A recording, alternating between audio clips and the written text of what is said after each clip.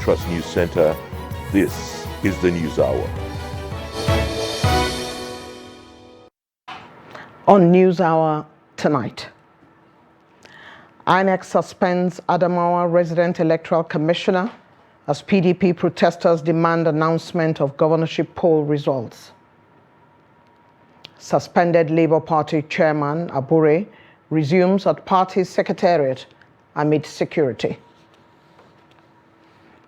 Passengers stranded as aviation unions begin strike block Lagos Airport. And on the international scene, Sudanese army orders dissolution of rapid support forces as death toll rises to 100 as fighting continues. Hello and welcome to Trust News Hour tonight. I am Eugenia Abu. The Independent National Electoral Commission, INEC, has directed one of its resident electoral commissioners, Hudu Yunusa Ari, to stay away from all activities of the electoral umpire and the election in Adamawa State. Yunusa Ari, who was the resident electoral commissioner for the governorship election in Adamawa State, stirred controversy on Sunday morning when he announced Aisha Binani Dahiru, the candidate of the All Progressives Congress APC, as the winner of the polls, a move that was not within his constitutionally given authority. Apart from the announcement being a usurpation of the returning officer's office, Ari doubly erred in that he announced the results of an election whose collation process had not been concluded, and this caused tension within the state and stirred great debate across the nation, with observers calling what transpired in Adamawa State a shame. In the meantime, the administrative secretary has been directed to take over the affairs of the state until further notice.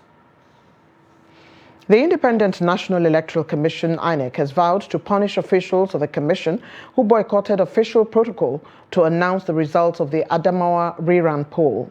The INEC National Commissioner on Information and Voter Education, Festus Okoye, disclosed this while speaking to journalists in Birnin Kebbi. He said the perpetrators will be brought to book. He assured that there will be no other supplementary poll after supplementary elections in Adamawa State. So he had no right whatsoever to go and make a declaration and also make a return when there have been results that have been warehoused and there have also been supplementary results that were ongoing. A national commissioner cannot be treated as if he or she is a common criminal. A former vice chancellor of Usman Danfodio University, a senior citizen, was stripped naked and dragged. This commission will not allow that to stand. INEC National Commissioner Festus Okoye. Supporters of the People's Democratic Party, PDP, in Adamawa State have taken to the streets of Yola, the state capital, to demand that the results of last Saturday's governorship supplementary election be announced. The protesters, made up of men, women, and youths, on Monday first stopped at the office of the Independent National Electoral Commission, INEC, in Yola, where they urged the commission to respect the mandate of the people. They decried what they described as lack of transparency in the election in Adamawa State, which, according to them, should have been concluded with the first poll held on March 18th. Because people are not happy, people are disappointed, it is shameful, it is illegal, it is a treason, it is condemnable, and these people should be sanctioned and accordingly prosecuted. In a related development, Oyo State Governor Seyi Makinde has urged the Independent National Electoral Commission, INEC, to do the right thing by declaring the authentic winner of the governorship election in Adamawa State. The governor stated this in an interview with newsmen after paying a solidarity visit to his counterpart, Ahmadu Umaru Fintiri, on Monday in Yola. He lauded the INEC for a job well done in Oyo State and expressed confidence that the electoral umpire will prove its worthiness in the Adamawa process, as according to him, the whole world is watching. He described the illegal declaration of the All Progressive Congress candidate as winner of the election as unimaginable and a shame on the person of the state resident electoral commissioner, Hudu Yunusa Ari. Makinde urged the people of Adamawa State to remain calm and assured that the current situation will be resolved and their decision will be respected by the concerned authorities. Well, I came to show solidarity with my brother, the governor of Adamawa State. When we heard of all the things going on with the election here, we thought, well, it's best, for me to come here personally, deliver a message of hope to him that he shouldn't worry at all. We know that INEC has enough people of conscience to do what is right for Adamawa State and by extension for our democracy in Nigeria. And I also wish to encourage the people of Adamawa State. They've spoken and they spoke very loud. And they should be rest assured that the whole world is watching. And they should just be calm. Things will be resolved, and what their decision will be respected by the authorities. It is unimaginable, and it's a shame, really, that somebody of that caliber will, do something like that. But again, we have stories to tell, and we, with time as we evolve, the process of getting people who will do certain things for us will be a little more rigorous, and people like the current REC will have no place in our future democratic process. Oyo State Governor Seyi Makinde. In the meantime, the All Progressives Congress in Adamawa State has condemned in totality what it described as violence meted on one of the INEC National Commissioner sent to monitor the conduct of the supplementary election held on Saturday in the state. Addressing newsmen in Gola, the state executive members of the APC, through the State Assistant Secretary, Raji Suleiman, called on the security agencies to, as a matter of urgency, unmask those behind the attack. They further called on the Independent National Electoral Commission not to upturn the will of the people as expressed through the ballot. They further state that as a democratic party, they will explore all legal means to defend their mandate. That Derek was bribed to make the declaration. This is a blatant lie. Our candidate was popular and did not require the manipulation of the process to win election. We wish to also express sincere appreciation to the people of the state for shunning their call for violence. We in APC are peaceful and peace-loving. Let me state clearly that APC and all members in Adamawa State are solidly behind our governor-elect and wish to announce that we will protect our mandate by all legal means. Finally, we call on INEC to abide by the legal requirements that provides for only the tribunal or the court to obtain a valid lawful declaration. And still talking politics, the Nigeria Labour Congress, NLC, on Monday visited the Labour Party headquarters as part of efforts to unify the party. This comes as the internal wrangling within the party took a turn for the worse following the invasion of the National Secretariat by a faction of the party. Newell Sampson has more on that. The president of the Nigeria Labour Congress, NLC, Joe Ajaero, said the visit to the Labour Party's headquarters was long overdue since the crisis rocking the party started, adding that unifying the party was of importance in the quest to reclaiming what he called the stolen mandate. We say enough is enough. Never again will any human being enter here under any guise, under any order. If there is any order, even if we lose our leadership, we have to meet as trustees of this Labour Party to decide the next line of action. This is formed by the NLC-TUC. It is our party. Nobody can come from the blues and declare himself as the chairman or secretary of our party without our consent. It's not done.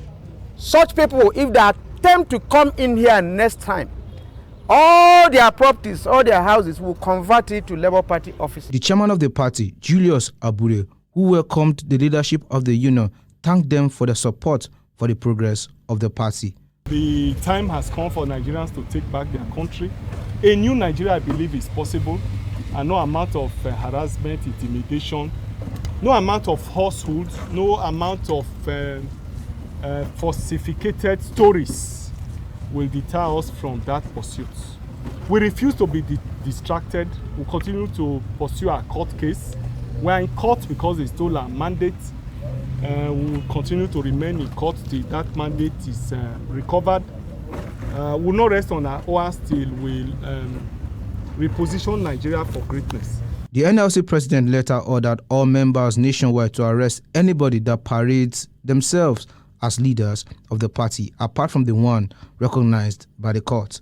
Noel Samson, Trust TV News, Abuja.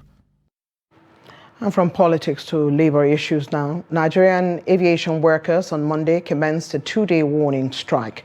The workers blocked all roads leading to the two local airport and Murtala Muhammad International Airport in Lagos, protesting against the demolition of the airport. Here's that report. All routes leading to Ikeja, the Lagos state capital, were blocked Monday morning as Nigerian aviation workers commenced a 2-day warning strike with a protest. The development left many air passengers stranded as they are forced to trek with their luggage down to the airport. The protesting aviation workers comprise members of the National Union of Air Transport Employees, Air Transport Services Senior Staff Association of Nigeria, National Association of Aircraft Pilots and Engineers, Association of Nigerian Aviation Professionals, and Amalgamated Union of Public Corporation Civil Service Technical and Recreational Services Employees. Speaking to journalists at the protest ground, the General Secretary of the National Union of Air Transport Employees, Ocheme Abba, and his Air Transport Services Senior Staff Association of Nigeria counterpart, Francis Akinjole, said the action was to draw the attention of the relevant authorities to the need for the implementation of their minimum wage that was signed since 2019, their salary arrears, and the demolition of the airport. Despite approvals, necessary approvals that have been given, they have not been paid. And that is one of the legs of the disagreement. The second is that the conditions of service for some of the agencies which had been gone through due process, some of them for up to 13 years, have been lying fallow at the Salaries and Wages Commission and the Office of the Head of Civil Service of the Federation. And all efforts, including by the Ministers of Aviation and Minister of Labour, have all failed. Well, our demands are not new. The only one that appears to be new there is the threat of demolition of the agency's headquarters because they want to relocate them to Abuja. That is the only new thing there. Some Lagosians were not aware of the protest as most of the passengers were forced to walk down to the airport while drivers were stopped from operating. You know, I have an appointment to meet in Port Harcourt. As this, I'm not sure whether I could be able to meet up with the appointment. So that's how it affects me. Then moreover, of course, trekking that is like a little bit of exercise. It's good for body. A journey of like 5 minutes to the airport from international toll gate to local is like 5 minutes drive. But it took me 2 hours. I'm stuck here. Nigeria is almost gone. It will take the special grace of God to revive this country. Although the protest was a peaceful one, security operatives were on ground to ensure peace. They, however, prevented journalists from capturing their presence at the protest. In the ensuing chaos, a Daily Trust journalist was harassed and his camera destroyed before he was detained at the airport police post for hours. The Coalition of Aviation Workers has vowed to embark on an indefinite strike if their demand is not met. In the meantime, the Nnamdi Azikiwe International Airport NAIA chapter of the Federal Airports Authority of Nigeria, FAN, has advised travelers and stakeholders to make contingency plans in order to avoid missing their flights and appointments. The management of Federal Aviation Authority of Nigeria at the Abuja Airport issued the advisory in a statement on Monday in response to a 2-day strike by some aviation unions, which it said could disrupt scheduled flight operations. According to the authority, it would be open for operations as usual. It, however, warned that passengers may experience disruptions in flight operations as a result of the planned strike action. The Aviation Authority also said it regrets any inconvenience that may be faced by travelers. On to another story now. The death toll from Saturday night's bandits' attack at Runji village in Zango Kataf local government area of Kaduna State has risen, with many injured. Chairman of the council, Francis Zimbo, while confirming the attack, said over 40 houses were burnt by the attackers, adding that several persons who sustained injuries are presently receiving treatment at the hospital.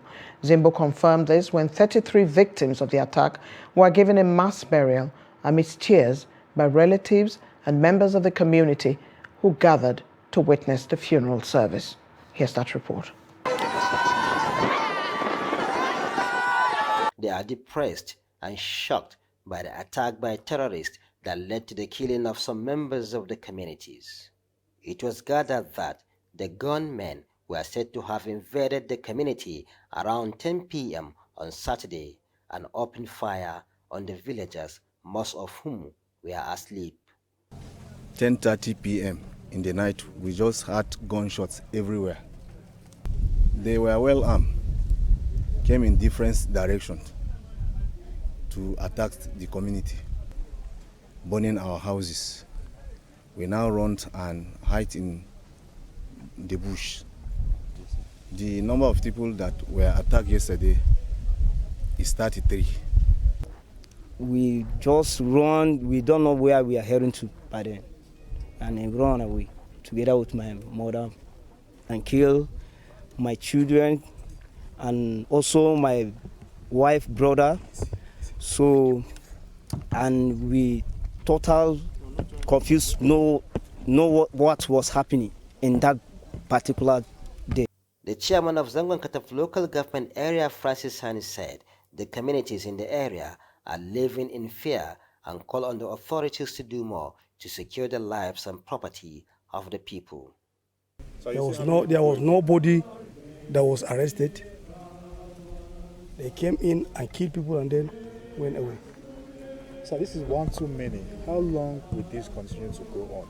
What moves are you making? And what do you think is the way? Well, what can we do apart from talking to ourselves to remain calm, not to take the law into our hands? But I don't know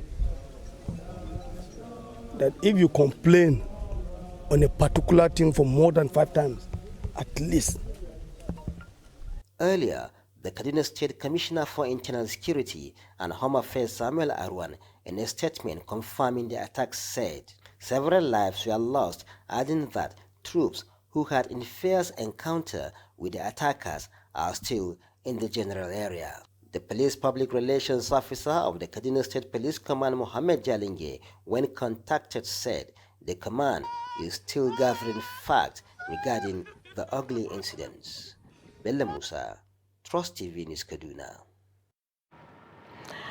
From a sad tale to a truly bizarre one, police operatives in Katsina have arrested a 30-year-old Abubakar Abdul Aziz for the alleged kidnapping and killing of a 3-year-old child.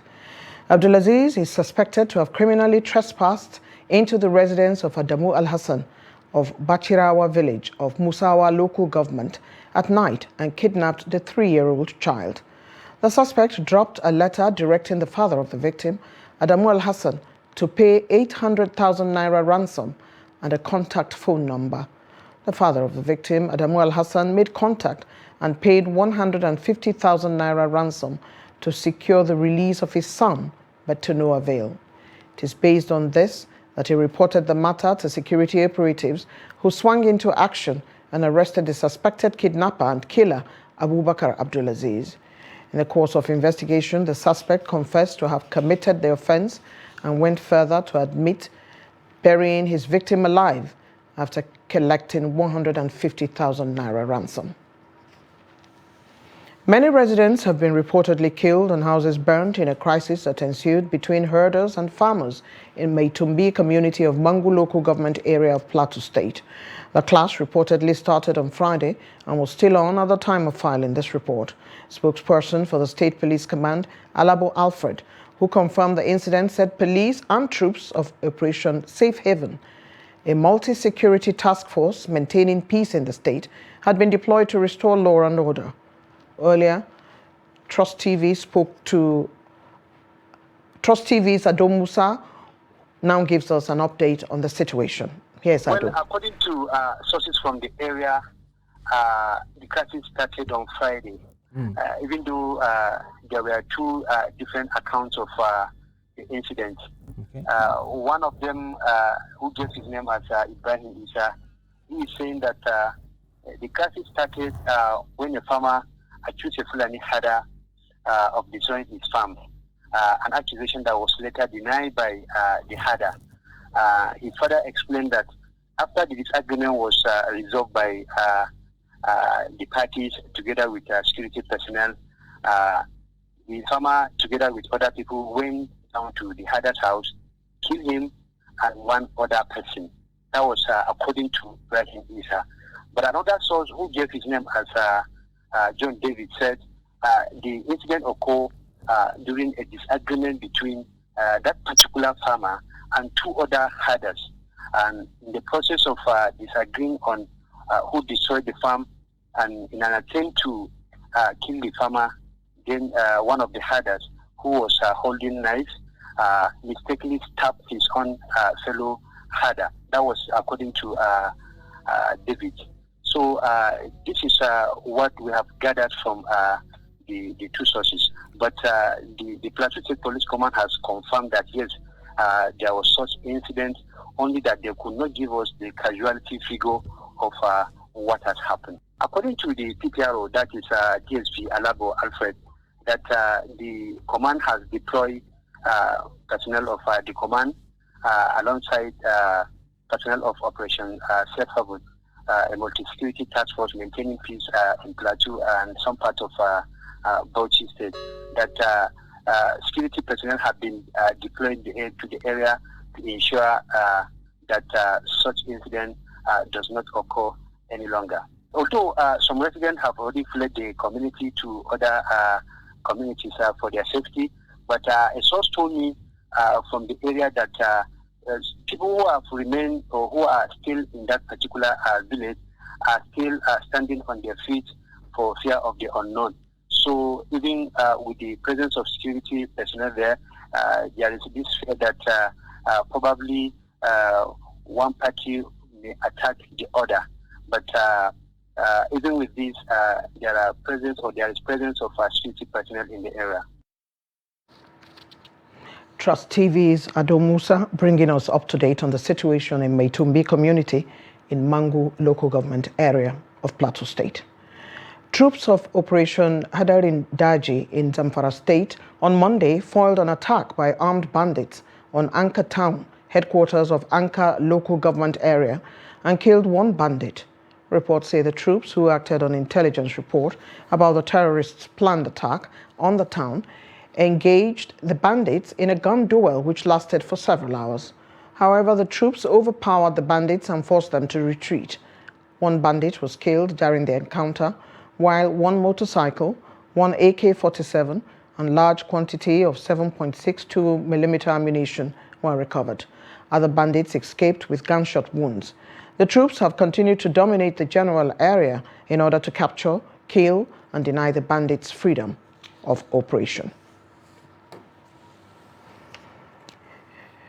You're watching News Hour on Trust TV. Coming up after the break, how tailors struggle to meet deadline as patronage peaks. Do stay with us.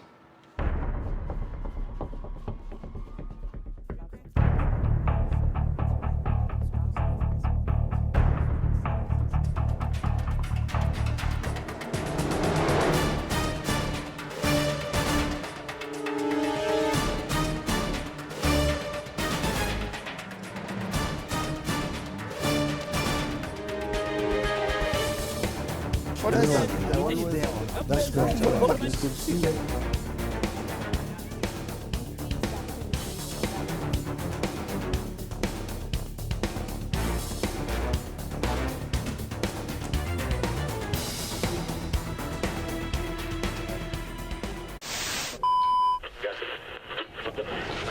Good morning, Nigeria. Year after year, they have informed, educated, and entertained us. When you needed information, knowledge, or an escape, From generation to generation, the Nigerian broadcasting industry has worked tirelessly to serve you. this November, broadcasters all over Nigeria will gather for the maiden edition of the Nigerian Broadcasting Awards, an award ceremony set to reward hard work and unflinching excellence in the broadcast media. They have served and are still serving. It's time to say thank you. This award is organized by the Broadcasting Organizations of Nigeria, Bonn. For more details, log on to www.tnbawards.ng and follow our social media handles at TNB Awards.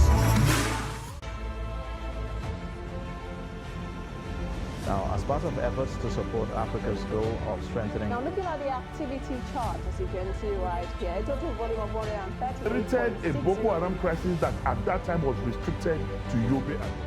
How secure are they? You can see security men with blood. This is the road leading up to the... Really, if you look at English squad, you are looking at EPL, you are looking at their names. You are not looking at...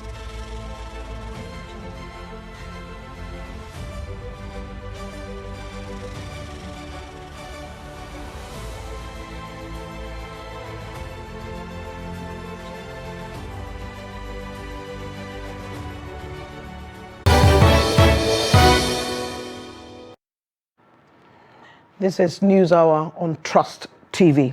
We thank you for rejoining us. A recap of our top stories. INEC suspends Adamawa Resident Electoral Commissioner as PDP protesters demand announcement of governorship poll results. And suspended Labour Party Chairman Abure resumes at party secretariat amid security. Moving to more stories now. The National Orientation Agency has assured Nigerians of effective publicity ahead of the 2023 census to ensure all Nigerians are counted.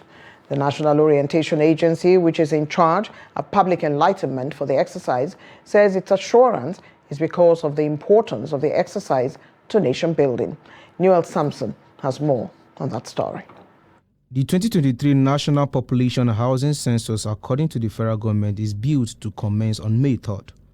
Ahead of the exercise, the Director of Public Enlightenment Mass Mobilization Department of the National Orientation Agency, Teresa Madukwe, says the level of public enlightenment and preparedness for the 2023 head count is at its zenith and urged Nigerians to make themselves available for the exercise. Preparation is ongoing and is high, but not without challenges, So it's on top gear.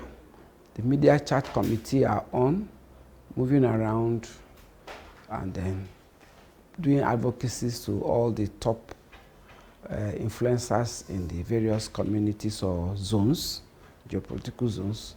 So that's how it is. And then, of course, the TV has its countdown always there, showing it to Nigerians. Yes. We hear things, the stereotype about human beings are not to be counted. If you don't count human beings, how do you cater for them? You hear people saying, oh, you don't count a pregnant woman, lest the baby dies in the stomach. No, that's not true. After all, when you finish a population census today, people still give birth. The babies are born. New births are being registered. So the baby never died. And if you count children today, they will not die. And that one will tell you, don't count children. They won't die. I can assure them of that. Nigerians say they are ready for the coming census, saying it is their civic responsibility. It's good for the country to be aware of the citizens they have. Well, if they are aware of us, then they will be sure, our government will be sure of the people they have. We'll be sure of the citizens on ground. Employments can be created. We are all prepared. We are all looking forward to it. Considering that we just came out from an election. So I'm sure everybody, the whole Nigerians, they are happy with the federal government's preparation for it. So we're okay with it. Last census we did, I think the last one, the result was about 140 million. So there we have been using just mere results. Some person say it's 200 million, now 160 million, but the official census, the last one we did was 140 million. So it's good the government do another census. At the time of this report, efforts to confirm the level of preparedness on the part of the National Population Commission were not fruitful. However, the Commission has earlier assured that with the right logistics and funding, it will deliver an effective head count for the nation. Noel Samson, Trust TV News, Abuja. The challenges of meddling personal interests through deliberate sabotage, lack of sufficient welfare and security, among others, that pose a threat to justice delivery in Nigeria have been described as a critical test of the judiciary's integrity. Civil society groups who share this view also say the implications of the rising election petitions from the conduct of the 2023 general election is putting the judiciary and the electoral umpire to the test on transparency, accountability, and the administration of electoral justice as demanded by the electorate, contestants, and political parties. Here's that report. To stem the tide of elections ending in courtrooms instead of the polling units, the Electoral Act of 2022 introduced the Bimodal Voter Accreditation System, BVAS, and the INEC Result Viewing Portal, IREV. This, many believed, would reduce electoral malpractices and give rise to credible election results that are less prone to legal challenge. But according to some local and international election observers and civil society organizations, the conduct of the 2023 general elections is far from free, fair and credible, as the Independent National Electoral Commission experienced failure in the effective use of the BVAS and the real-time results upload on the IREV portal. There were also concerns about several results announced by INEC, raising questions of integrity with the process, with many now subjected to trial in the election tribunals and the courts, which many may end up inevitably in the Supreme Court. The INEC had made comment on server being down, which is why the election was not transmitted from the polling units. About Nigeria, that was so shallow as an excuse to give. For an election, you have given up to over 300 billion. For an election, you have years. This man enjoyed a very good, ample time to preparation. For an election, you have kept reassuring up to 2 days, a day before election, you were reassuring Nigeria and dispelling rumors. The elected up, of course, should know that Nigeria is not happy with them. They should immediately begin to fix INEC. And that has to be a very Herculean task. The Arab people, INEC should not be a place where people who are politically biased should find their way as a place of retirement. Many are wondering if the decisions of judiciary as the last hope of the common man reflect the will of the people as expressed in elections. There are also questions of whether the tribunal or the court would be the continuation of politics by other means, where judges give judgments that are not defined by law, evidence, and justice.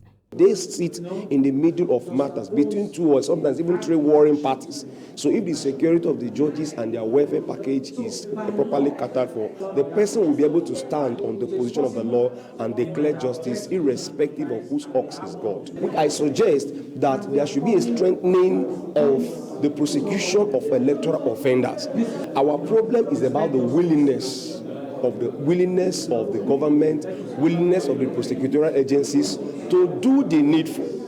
If you create electoral offences tribunal, it is still basically the general principles of criminal law that will thrive there. Experts say the technicality of electoral disputes litigation is fueled by the strict requirements of the Electoral Act, coupled with judicial attitudes over the years. But the complex nature of election petitions is largely responsible for the failure of election tribunals and courts to address the grievances of litigants.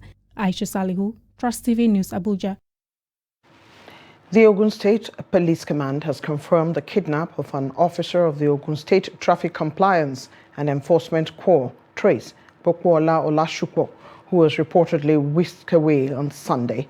The police public relations officer, Abimbola Oyeyemi, who confirmed the incident, said all hands are on deck to get him rescued.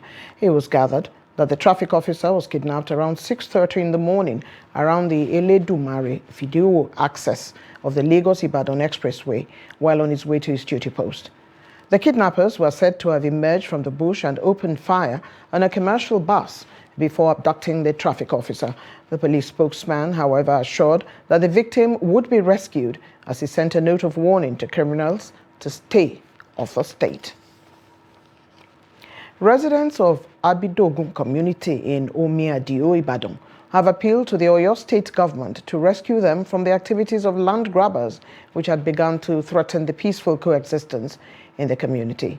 The Ijesha residents in Abidogun community made the appeal during a peaceful protest in the community. Here's that report.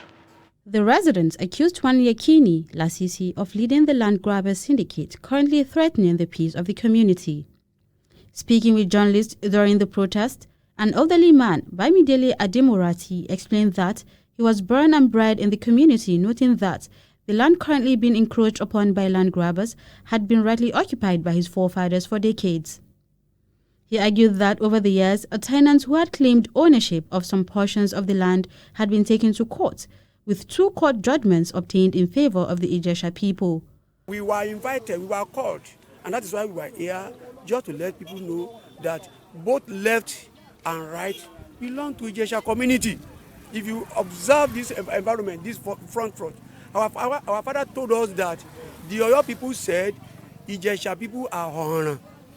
If war should come to this village by that time, he will first of all attack Ijesha before attacking the Ibadans. So the Ibadan people settle at the inner there, while Ijesha people settle at the entrance. Now that Ijesha settle at the entrance, and the entrance has become a Buddhist place now, he's now arose and said he wanted to start selling all those land, which we believe is ambiguous. It's spoiling. It's not a welcome development. And we are not a troublemaker. Another resident, Isaac Obembe, said, as law-abiding people, the Ijesha residents had consulted with necessary stakeholders and have equally cautioned their children not to resort to violence with the land grabbers while urgently expecting the law to take its course.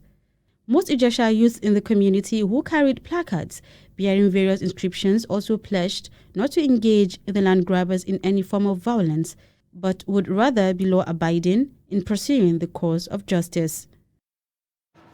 The federal government has granted regulatory approval for the R21 matrix developed by scientists at Oxford University. This was announced by the Director General of the National Agency for Food and Drug Administration and Control, NAFDAC, Mojísọ́lá Adéyẹyẹ, during a press briefing on Monday. Adéyẹyẹ said the vaccine is to address the prevention of malaria in children from 5 to 36 months of age, adding that Nigeria has the highest prevalence of malaria in the world, with over 27%, and the highest number of global malaria deaths of 32%. According to Adéyẹyẹ, a full review using the standards of the World Health Organization was carried out on the vaccine to ensure its efficacy, safety, and quality. The development comes days after Ghana became the first country to approve the vaccine, which is said to be 80% effective. The National Chairman Council of Ulama, Jama'atu Izalatil Bida Waskimatis Sunnah Jibwis, Sheikh Yahya Jingir, has admonished Muslims to uphold truth and righteousness in whatever they do. Sheikh Jingir is also of the opinion that every individual must rise against all motives and uphold the fear of Allah in their daily activities. Ado Musa completes that story. The chairman of the council made the admonishment on Sunday at the closing of the 11th annual Ramadan lecture with a theme, Our Identity is the Secret of Our Existence, organized by Jewish Youth Islamic Propagation Committee, held at the entire Mosque Jos. Represented by Sheikh Aliyu Senge, Sheikh Jingir said, traders, teachers, journalists, and others from all walks of life must sincerely uphold righteousness in their doings. In this group, we teach people what Islam says about being righteous, truthful, and sincere to everyone irrespective of their ethno-religious affiliation. It is when you are sincere that you will progress here and be salvaged in the hereafter.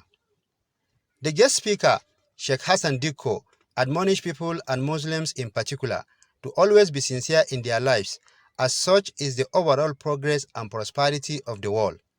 Always stand on the path of truth, exhibit righteousness and fear of Allah in whatever you do. Be just to all manner of persons. Discard tyranny in your attitude and dealings with people. Sheikh Diko further admonished people to always guard their utterances against backbiting, spreading hatred and bad thoughts that could negatively impact relationships. This, he said, could only be understood through knowledge acquisition. Knowledge is paramount to existence, and which make it the best thing that will impact your attitude positively. You can only achieve righteousness when you devote your time and associate with people of good characters. Various speakers at the event called on Muslims, especially the youth, to be good ambassadors of their religion. Ado Musa, Trust TV News, Jos. In the spirit of the ongoing Muslim Ramadan fast, some Muslim youths in Benin City, the Edo state capital, over the weekend visited one of the cemeteries in the state to pray for the dead. Nafisa Bello now reports. Imam Salim Abdul Salam admonishing the youth who took time out to visit one of the Muslim cemeteries in Benin City. He educated them on the essence of visiting the graves as well as its benefits, describing it as a coherent and permanent resting abode for all Muslims. Bore the child for some periods, and eventually she is to deliver this child. So it is coming to the world is through a particular channel that has so remained up till now, even when things continue to evolve in our world. Living this world as well is something that will remain as it has always been, naturally, no matter the evolution and changes we may see in our world. Speaking at the end of the visitation, some of them shared their gains and take-home messages from the spiritual exercise. The visit we came to do is a reflection. The purpose is to come and reflect on the Ramadan, to also reflect the purpose of creation. And we came to pray for those that have been buried. And also think about we that are still alive. It made me reflect a lot about the purpose of life, how far we are transgressing from our main purpose as humans. So it was really a moment of sober reflection for me. The cleric advised Muslims to occasionally visit the cemetery for the purpose of making dua for the dead while preparing oneself for the hereafter. Nafisa Bello, Trust TV News, Benin. Ahead of this year's Eid al-Fitr to mark the end of the Ramadan fast, tailors in Kano have been making brisk business and smiling all the way to the bank as they record high patronage. However, as they struggle to meet customers' deadlines, they say the cashless policy has affected their business this year. Trust TV correspondent Idris Jibrin has that report. Yusuf Abdurrauf is a tailor and fashion designer in Fageloku government area of Kano State. He has been in this business for more than 15 years, and he says tailoring and fashion designing is paying off for him. Tailoring business is a good business because I'm into it already. A lot of people are generating from it. They're earning their daily incomes, they feed their families. It's a business, a lucrative business that pays a lot. That's just the short way they can use to qualify this job of ours. Like Yusuf, these tailors are now struggling to meet their customers' deadline, nearly 5 days to Salah. They say patronage this year is reasonable, but not like the previous years, courtesy of the cashless policy. We actually found ourselves in a difficult situation this year because of the cashless policy. People will bring in their clothes, they will give us half of the money, later they may say they will send us the money and they will end up not sending. This has affected us significantly.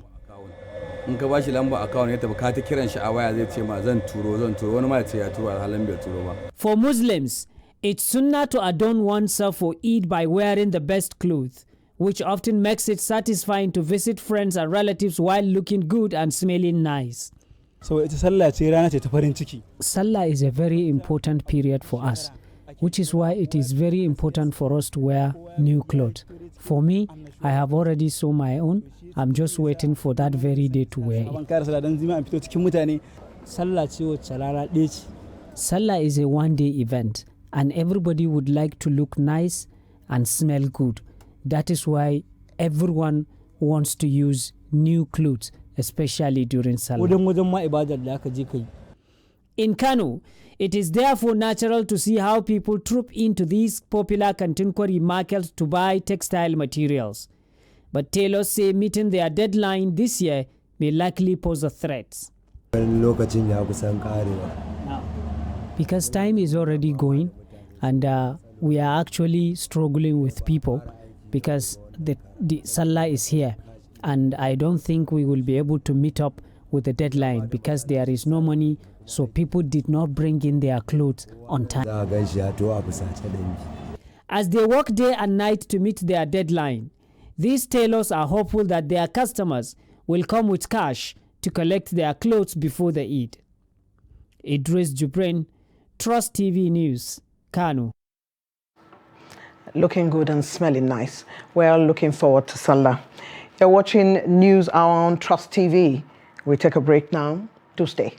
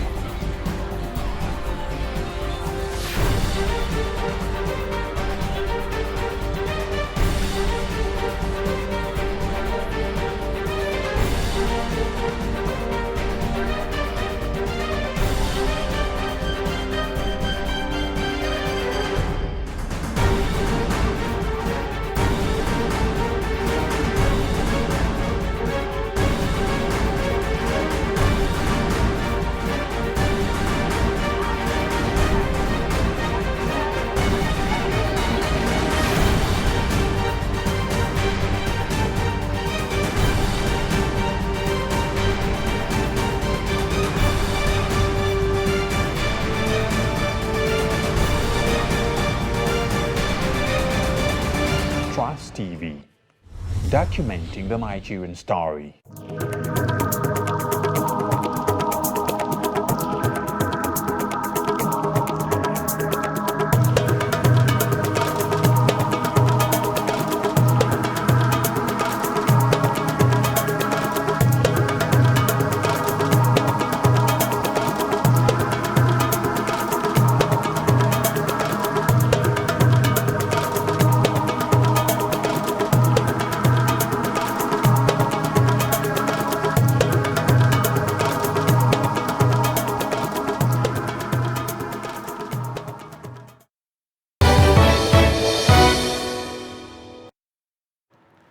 We thank you for rejoining us.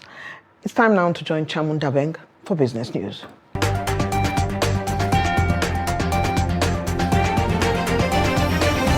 According to the World Bank, Nigeria's ongoing budget deficit has increased the country's overall public debt, with 96.3% of tax revenues expected to go towards debt service in 2022.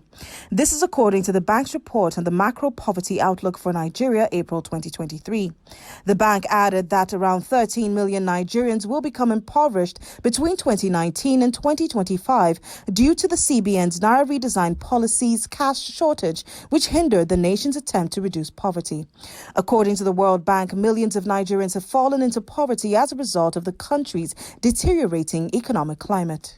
The International Monetary Fund's request that the federal government raise taxes in order to decrease borrowing periods has been criticized by the Nigeria Employers Consultative Association, NECA, as terrible for a failing economy.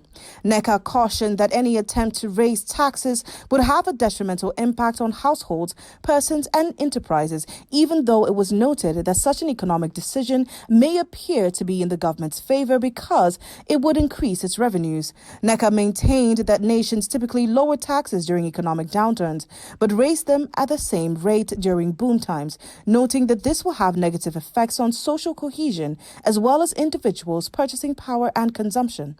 In order to cut recurrent expenses, it encouraged the federal government to take into account broadening its revenue base and addressing the cost of governance. That's all for business news. I am Chamun Dabeng.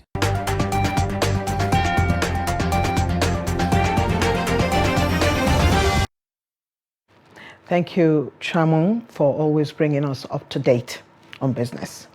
Away from Nigeria now, Sudan's army chief has branded the Paramilitary Rapid Support Forces, RSF, a rebellious group and ordered it to be dissolved as a faction battled the army in the capital and across the country. Explosions rocked the Sudanese capital Khartoum on Monday as fighting between the Sudanese army and the RSF raged for a third day with the death toll surpassing 100. Sudanese army spokesman Nabil Abdullah says the army has launched air raids on RSF positions, but the impact of the strikes was not immediately clear. He said they are working to end the clashes in a short period in order not to endanger the citizens. The intense conflict, which has seen airstrikes, tanks on the streets, artillery fire, and heavy gunfire in crowded neighborhoods, both in Khartoum and other cities across Sudan, has triggered international demands for an immediate ceasefire. Former ambassador of Nigeria to Sudan, Suleiman Dahiru, says that the crisis in Sudan is a fight to finish between the two forces at the center of the conflict. These are Sudanese armed forces who are broadly loyal to General Abdel Fattah al-Burhan, and the Rapid Support Forces, RSF, a collection of militia led by former warlord General Mohammed Hamdan Dagalo, known as Hemedti. Ambassador Dahiru, who spoke on Trust TV's program 30 Minutes, said the crisis in Darfur, which has spanned 20 years, can easily be resolved if both sides were sincere. It has taken 20 years now. The Darfur crisis is still on. Why? If there is sincerity of purpose, this crisis should have been solved within weeks or months. But to take 20 years and this crisis is still on, to me, it is failure of leadership. But from the way I look at things, as if it is a war to the finish. Each one is determined to get rid of the other. Just like what we saw in Ethiopia after Haile Selassie was toppled. So, the issue that people have to ask, why in the first place? They are not doing it for the Sudanese people. They are doing it for themselves. Former ambassador of Nigeria to Sudan, Suleiman Dahiru, weighing in on the Sudanese crisis. Air France and plane manufacturers Airbus have been acquitted over the 2009 crash of a Rio-Paris flight after a French court ruled their errors could not be proven as the disaster's cause.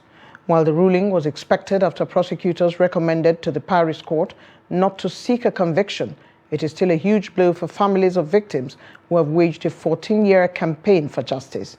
Prosecutors said as hearings in the 8-week trial wound up in December that it was impossible to convict the two aviation giants which were charged with involuntary manslaughter but deny the charges. If convicted, the two companies would have faced a fine of 225,000 euros as well as significant reputational damage. The two France-based companies went on trial in October to determine their responsibility for the worst aviation disaster in Air France's history, which left all 228 people on board flight AF447 dead. And finally, in sports, Rangers coach Mboas Mangut has expressed disappointment with his side's 2-2 draw against Niger Tornadoes at the Awka City Stadium. The Coal City outfit surrendered a 2-goal lead to the youthful Ikwan Allah boys in their matchday 14 fixture. Mangut believes the Rangers need to work extra hard on the road to salvage the points lost. Rangers are now fighting to escape relegation following another disappointing result. The Flying Antelopes will take on Dakada at the Godswill Akpabio International Stadium, Uyo, this weekend.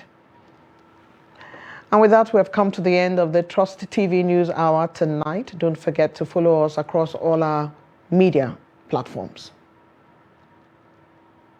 And that's a wrap. I am Eugenia Abu. On behalf of the team here, we thank you for watching.